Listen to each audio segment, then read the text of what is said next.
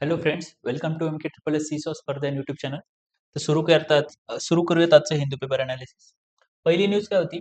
Tamil Brahmis inscriptions discovered in Egypt shed light on ancient trade links. बरोबर.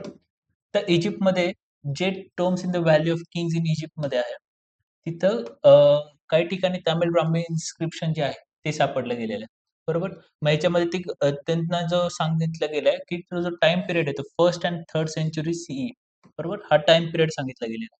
मग त्यांचा अंदाज आहे की हे जे इथं सापडलं असेल या इन्स्क्रिप्शन, त्याच्यावरून इंडिया आणि इजिप्तमध्ये जे ट्रेड लिंक्स होते त्याचा काही अंदाज लावतोय की त्या काळामध्ये ट्रेड होतं, त्याच्यामुळे इथपर्यंत हे इन्स्क्रिप्शन पोहोचले, लँग्वेज पोहोचले, लोक सुद्धा पोहोचले असतील. मग त्या अँगलने आता ते विचार करतात. तर याच्यामध्ये काही काही गोष्टी इम्पॉर्टंट आपल्यासाठी आहेत की ह्या टाइम मध्ये इंडिया आणि इजिप्तमध्ये काय रिलेशन्स होते, मग इंडियाच्या कोणत्या पार्ट मधून होते, मग साऊथ सदर्न पार्ट मधून झाले का?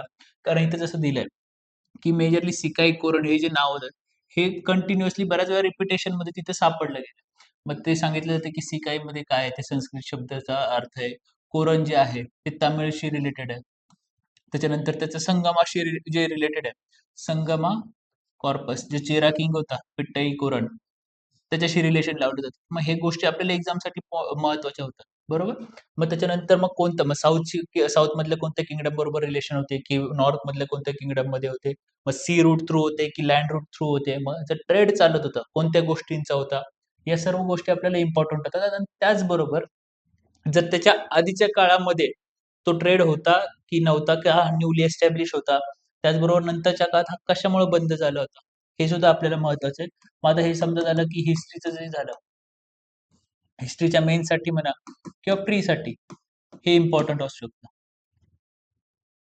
पुढची न्यूज काय होती? India gate's first musical path, मुंबईच coastal road plays Jai Ho for motorist. तर इंडियामध्ये मुंबईमध्ये जो कोस्टल रोड आहे त्याच्यावरती जर तुम्ही एक डेझिग्नेटेड जी स्पीड आहे 60 to 80 किलोमीटरची, त्या स्पीडने जर चालले, बरोबर, तर तुम्हाला जय हो की गाणं ऐकायला मिळतं. तर त्याला संगीत मार्ग म्हणून सुद्धा म्हटलं गेलेलं आहे. तर हा इंडियाचा सगळ्यात पहिला रोड असणार आहे म्युझिकल पाथ म्हणून. तर ही टेक्नॉलॉजी कोणती होती? Hungarian technology. तर मग याच्यामध्ये आपल्याला थोडंसं पाहावं लागेल की अजून ही टेक्नॉलॉजीचं मेन काय, आणि सायंटिफिक दृष्ट्या सायन्समध्ये समजा विचारलं जाऊ शकतं प्रीसाठी की ही कशामुळे आवाज तयार होतो? फ्रिक्शन मधून. आता जसं त्यांनी सांगितलं की फ्रिक्शन मधून होतं. तर अजून कोणत्या गोष्टी जास्त टेक्निकल किंवा कोणती टर्म असेल ती आपल्याला एक्झामला विचारली जाऊ शकते. पुढची न्यूज काय होती? केन बेटवा linking project prostate turns violent, 3 cases filed. याच्यामध्ये एक्झामसाठी काय महत्वाचं आहे? केन बेटवा लिंकिंग प्रोजेक्ट. मग याच्यामध्ये केन बेटवा लिंकिंग प्रोजेक्ट काय होता की मोदीजींनी जेव्हा 2024 मध्ये पहिले 30 प्रोजेक्ट असे लॉन्च केले होते, त्याच्यातला पहिल्या 30 प्रोजेक्ट मधला एक इम्पॉर्टंट प्रोजेक्ट होता की जिथं पाणी बऱ्याच प्रमाणात आहे, तिथून जिथं पाणी कमी आहे तिकडे ते ट्रान्सफर केलं जावं, सरप्लस वॉटर आहे ते ट्रान्सफर केलं जावं, ते फक्त समुद्रात मिळण्याऐवजी जिथं खरंच दुष्काळ वगैरे आहे, कमी पाणी आहे, तिथं मिळावं, तिथं ग्रोथ व्हावी, ॲग्रीकल्चर, इकॉनॉमिक आणि लोकांचं जे राहणीमान आहे ते सुद्धा सुधारावं, या हिशोबाने हा प्रोजेक्ट होता. मग हा कुठं आहे? त्याच्यानंतर केन जी रिव्हर आहे, ती रिव्हर, बेटवा रिव्हर, त्यांचं लोकेशन, ते ईस्ट फ्लोईंग आहेत, वेस्ट फ्लोईंग आहेत.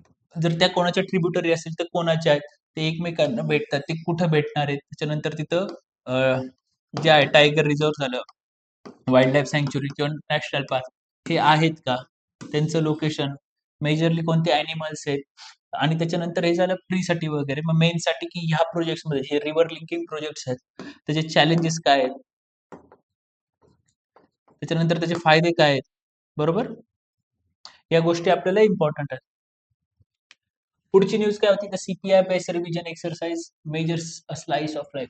याच्यामध्ये त्यांचं काय म्हणणं आहे? सीपीआय काय असतं? बरोबर, कंझ्युमर प्राइस इंडेक्स जी झाली त्याच्यामध्ये कोणत्या कोणत्या गोष्टी मेजर केल्या जातात हे आपल्याला महत्वाचं आहे. त्याच्यानंतर ते कधीपासून आहे, त्याचं बेस इयर काय काय आहे, या गोष्टी झाल्या.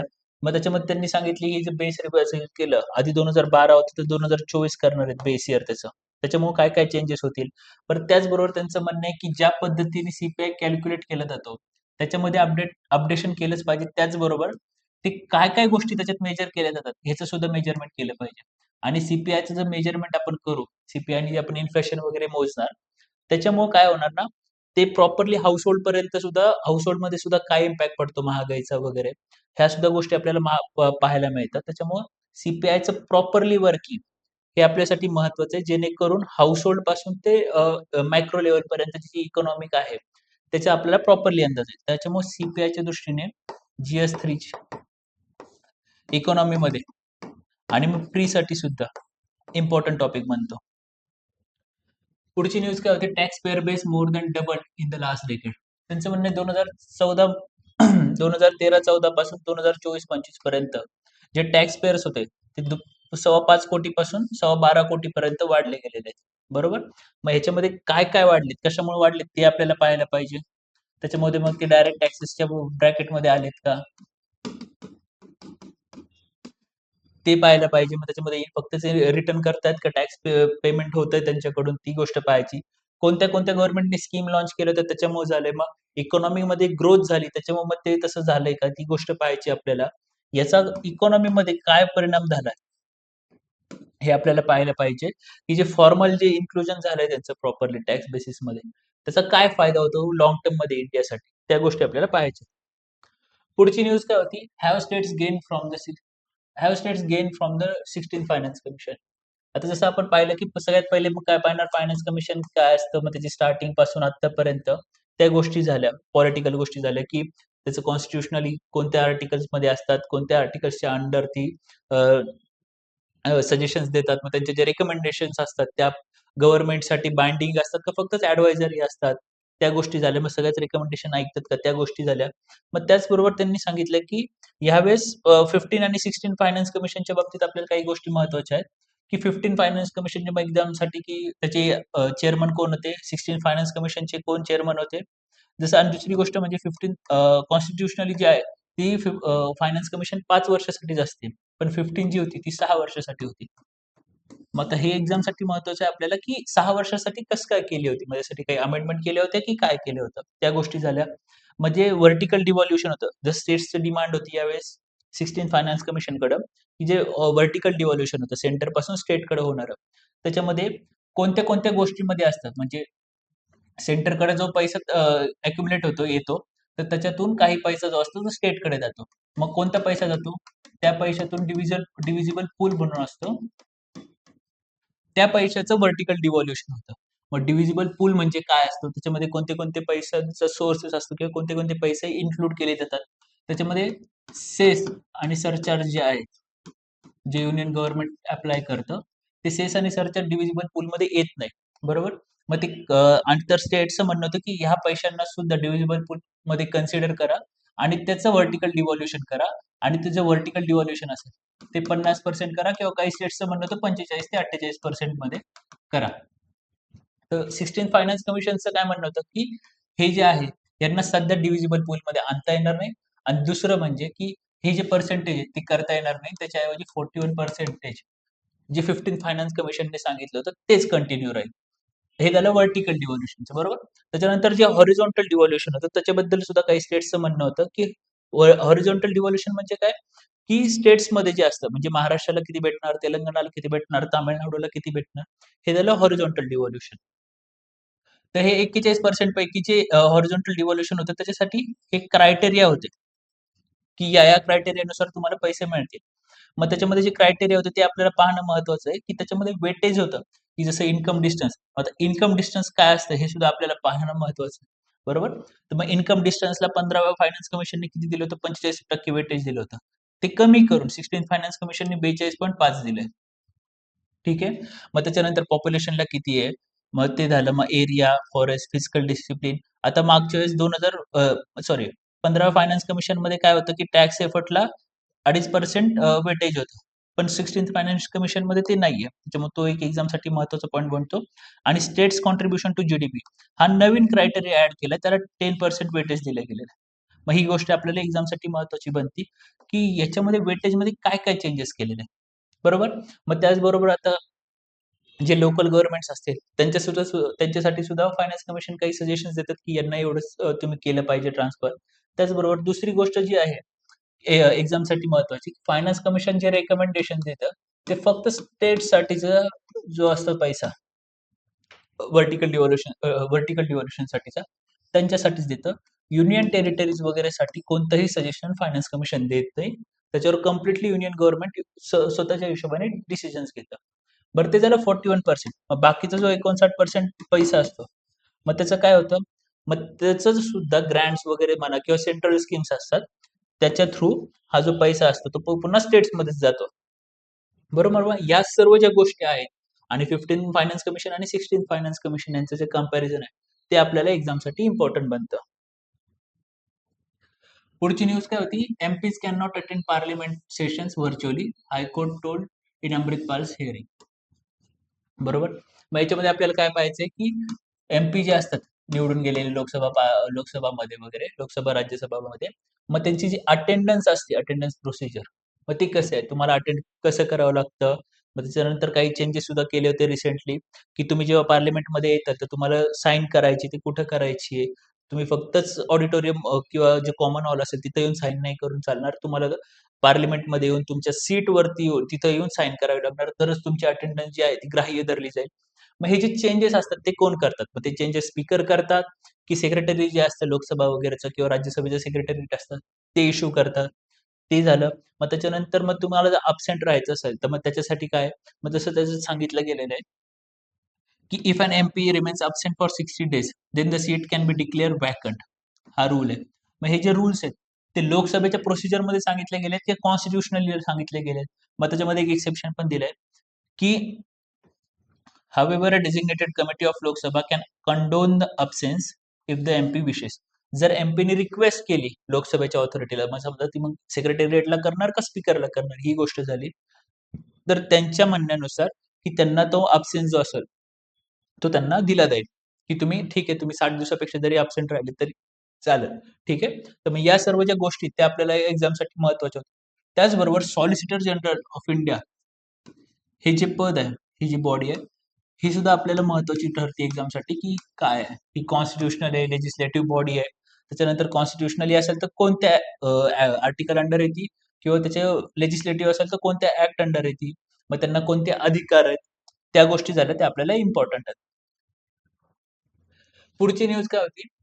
Speaker direct Lok Sabha secretariat to correct notice seeking his removal. जसं आपण पाहतो की अपोजिशन जे आहे लोकसभेमध्ये, तर त्यांनी मोशन पास करण्याचा ट्राय केला होता. त्यांनी नोटीस दिली होती की आम्हाला लोकसभा स्पीकरला काढायचं आहे. बरोबर. तर मग याच्यामध्ये आपल्याला पाहायचं की याच्यासाठी लोकसभा स्पीकरला काढायची प्रोसिजर काय आहे. बरोबर. मग प्रोसिजर काय, मग त्याच्याबद्दल कॉन्स्टिट्युशनली काय सांगितलं गेलंय, कारण त्याच्यानंतर ऍक्ट्स काही पास केलेत किंवा काही रूल्स आहेत त्या गोष्टी आपल्याला पाहायचे. त्याच्यानंतर आर्टिकल 94C काय आहे. जसं मग त्याच्यानंतर जर त्याच्याबद्दल काही कंडिशन्स आहेत का, लोकसभेच्या स्पीकरला काढायचं असेल तर जसं सांगितलं गेलं की मिनिमम 14 दिवस आधी तुम्हाला नोटीस द्यावी लागते ते मोशन फ्लोअरवर आणण्याच्या आधी. बरोबर. मग ते 14 दिवस आहेत का, मॅक्सिमम किती असू शकतात त्या गोष्टी झाल्या. बरोबर. मग अजून कोणत्या गोष्टी? मग जेव्हा लोकसभेचा स्पीकर नसतात, मग त्यावेळेस त्यांनी जी चेअर आहे ती होल्ड करावी की नाही, बाकीचे डिसिजन्स तेव्हा त्यांनी लोकसभेचे चेअर करावे की नाही किंवा दुसरे कोण करणार आहेत. मग ती गोष्ट झाली. मग ती कॉन्स्टिट्युशनली सांगितली की मोरल ग्राउंड्स वरती करणार. जसं त्यांनी सांगितलं की जोपर्यंत ही गोष्ट पास होत नाहीये, मोशनचा निकाल लागत नाही, तोपर्यंत मी लोकसभेची चेअर नाही होल्ड करणार आहे. तर मग अशा वेळेस मग ते मोरल ग्राउंड्सवर त्यांनी सांगितलं. मग कॉन्स्टिट्युशनली किंवा रूल्स वाईज कोणती काही प्रोसिजर आहे का, काही रूल्स आहेत का, ती गोष्ट झाली. मग अशीच गोष्ट झाली की डेप्युटी स्पीकरसाठी पण तशीच काही प्रोसिजर आहे, काय आहे? याच्यासाठी मेजॉरिटी कोणती लागती? बरोबर. या सर्व गोष्टी आपल्याला एक्झामसाठी महत्वाच्या होतात. पुढची न्यूज काय? आता आपण काय करतो ना, की फक्त हिंदू जे पेपरचं अनालिसिस करतो ते फक्तच एका एडिशन मधून नाही करत. आपण मुंबई झालं, दिल्ली झालं, इंटरनॅशनल तिन्ही एडिशन्स मधून ट्राय करतो, की एक्झामसाठी आपल्याला काय-काय इम्पोर्टंट आहे. त्याच्यामुळे काही आर्टिकल्स असे असू शकतात, की तुम्ही जो पेपर वाचता मुंबई वगैरे एडिशनचा, ते ह्याच्यात नाही तुम्हाला पेपरमध्ये नाही सापडणार. पण आपण ते कव्हर करतो एक्झामसाठी जे महत्त्वाचे असतील. चालेल? तर as exports wilt home market blooms forward. आता आपल्याला माहिती आहे व्हॅलेंटाईन डे मध्ये गुलाबाचं प्रचंड प्रमाणात यूज होतो. तर याच्यामध्ये काय सांगितलं गेलंय, तर रिसेंटली मागच्या वर्षीपर्यंत किती 10 मिलियन पर्यंत फ्लॉवर्स जे होते इंडिया एक्सपोर्ट करत होता.